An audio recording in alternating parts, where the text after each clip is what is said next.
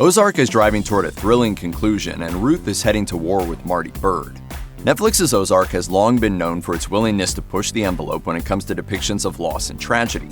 While many characters on the series are familiar with these unfortunate aspects of life, few have as much experience with them as Ruth Langmore. In fact, the sadness at the center of Ruth's life begins long before audiences meet her at the beginning of the series. As a young girl, Ruth loses her mother to a drunk driver, and her only sources of direction in life become her criminal uncles and toxic father. More on them later. It seems safe to say that Marty Byrde is the first genuine father figure in Ruth's life. Though Marty's introduction into Ruth's life initially offers her a path beyond a life of dead-end poverty, his presence also repeatedly costs Ruth the people she loves most. Season 1 sees Ruth forced to kill her own uncles to save Marty, while Season 2 shows Wendy Byrde quietly arrange the death of Ruth's father, Cade. Season 3 takes things to an all-new low when Wendy allows the cartel to kill her mentally ill brother Ben, who also happens to be Ruth's boyfriend. Time and time again, Marty's operation always seems to target those closest to her.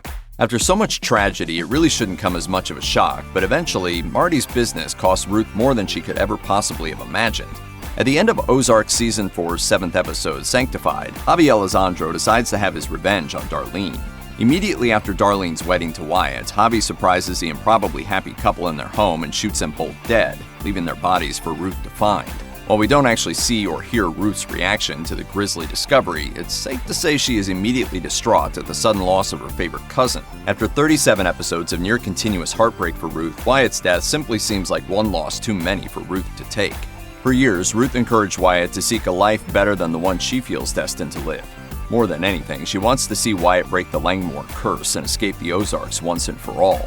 Sadly, with a single gunshot, Javi robs Wyatt of his future and Ruth of any potential vicarious happiness. As she pulls out of the former Snell Langmore driveway, Ruth drives erratically, clearly emotional over the discovery.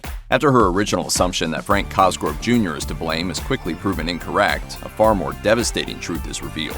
In spite of all the two have done for each other and the trust they have improbably built, Marty continues to have a toxic effect on her life.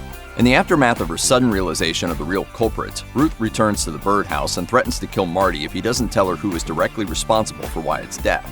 Though Jonah is quick to give up Javi's name, such knowledge seems like it will do little to stop a coming war between Ruth and the rest of the Byrde family. The Byrde family's entire future relies on Javi's continued breathing, something Ruth is clearly unwilling to accept. Though crude outbursts and high-strung emotions are somewhat typical of Ruth, this encounter seems different to a significant extent. This time, she really means it. If you want to stop me, you're gonna have to kill me! The Langmores and the Byrdes have quarreled for years, resulting in a number of deaths, but the loss of Wyatt is unique. With each prior loss, Ruth finds a way to rationalize Marty's involvement. When her uncles die, Ruth is willing to set up their execution herself. When her father dies, even Ruth has to admit that he was not a good person.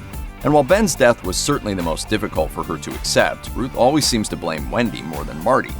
In this case, there's no separating Marty's involvement with the cartel from Wyatt's death and Javi's continued protection. Worse yet, Ruth now has nothing left to lose. Check out one of our newest videos right here. Plus, even more Looper videos about your favorite movies and TV shows are coming soon. Subscribe to our YouTube channel and hit the bell so you don't miss a single one.